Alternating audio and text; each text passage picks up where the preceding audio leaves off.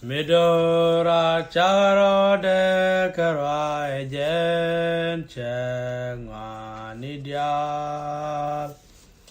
Midora charo de karai jen chengwanidyal. Midora nyure wi kwam de mi bo. Chedeke mai midora chaja gole paindangwan.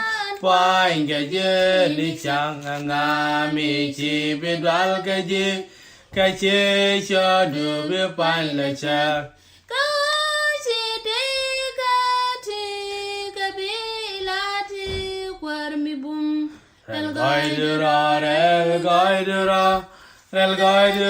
del la chang mi bum nga mi chi bidwal gaje kache cho du bi pan la cha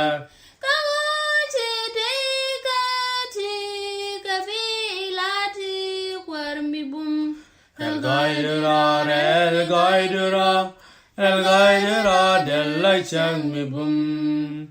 Midora cha jagulle di tijan dara widengwa tinyur kom ni kwara dian kate kom ni kwara dian kala yor kara dian pinggapa.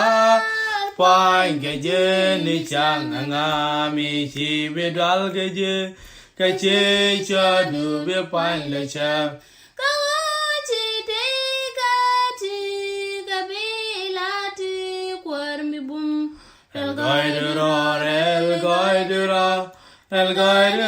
del la chang mi bum nga mi chi bidal gaje kache cho du bi pan la cha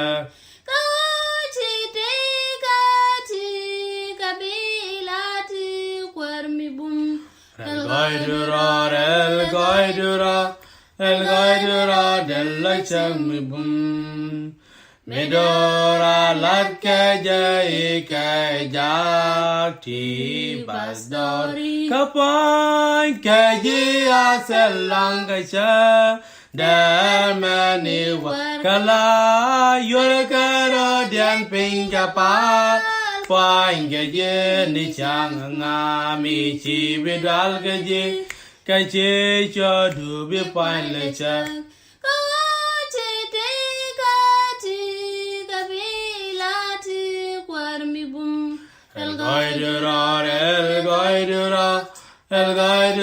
del la chang mi bum nga mi chi bidal gaje kache cho du bi pan la cha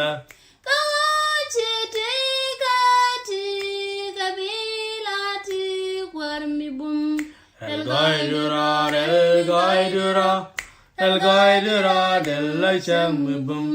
Midora pinya chak chung ni kanya e kom kwara du ko jin chi o ku sang nga midora de ta ko e jin yu ye ni ka dia Alleluia nga mi chi bidal gaje kache cho du bi pan la cha ka chi te ka ti ka bi la ti kwar mi bum el gaidura